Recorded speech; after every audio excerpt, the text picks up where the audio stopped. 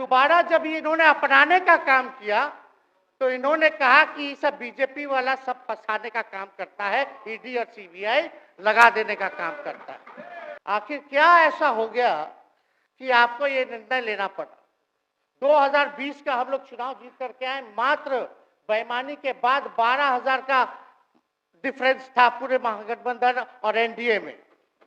आप क्यों छोड़ के आए? आपने यही बोला था ना कि हम एनडीए इसीलिए छोड़ रहे हैं क्योंकि हमारे पार्टी को तोड़ा जा रहा है, हमारे विधायकों को प्रलोभन दिया जा रहा है। और आपने ये कहा था मर जाएंगे मिट जाएंगी, तो आप कहते ही रहते हैं, हमेशा लगातार ही कहते रहते हैं।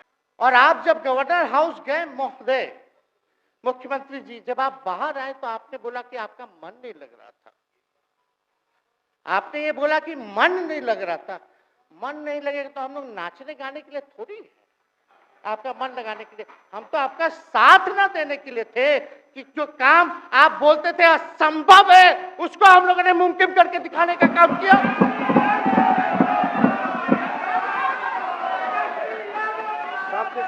आपने 2020 के चुनाव में क्या कहा था? झूठ मत बोलिएगा। देखिए, हम आप लोग से उम्र में छोटे, अपने बाप के पास से लाएगा, जेल से पैसा लाएगा, नौकरी बांटेगा, और संभव है, क्या बोले थे? और हमने उस समय चुनाव के दौरान रोजगार पर विशेष तौर पे हमने बोला था, हमने साइंटिफिक अध्ययन किया, रिक्त पदें हैं इतनी इतनी है, उसको हम लोग जो है भरने का काम करेंगे।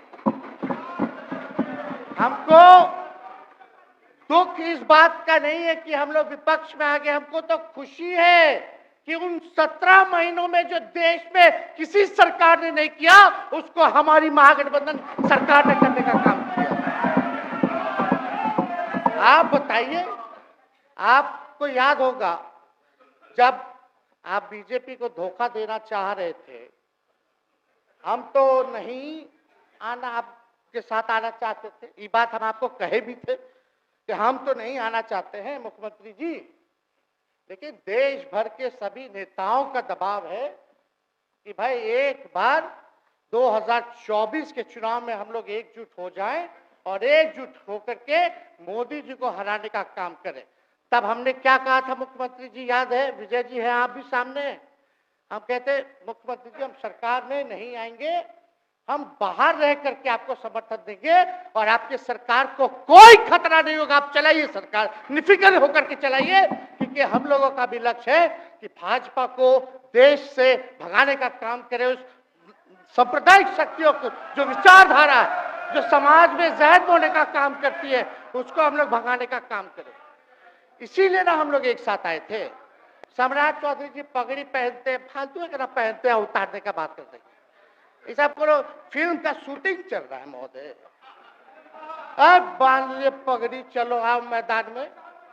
अब खोलिएगा कि हमारे एक और चाचा विजेंद्र जी बैठे हैं यहाँ, हमको जरूर लगता कि इन्होंने जरूर सलाह दी होगी सम्राट चौधरी जी को पगड़ी उतार लो। दिए कि नहीं दिए? आप तो हमको सलाह देते थे, हमको पता है आपके मन में भी पीड़ा है, दर्द है, लेकिन आप एकदम अपने नेता के साथ जो निर्णय है उसी में लेते हैं। लेकिन नेता तो निर्णय लेते हैं, साथ देना चाहिए, लेकिन कभी कोई सलाह और एक स्टैंड भी लेना चाहिए कि कोई गलत निर्णय ना हो।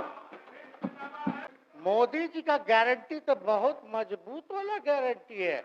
ए मोदी जी के गारंटी वालों, क्या मोदी जी गारंटी लेंगे फिर से पलटेंगे कि नहीं पलटेंगे? जरा बता के दिखा दो, बताइए।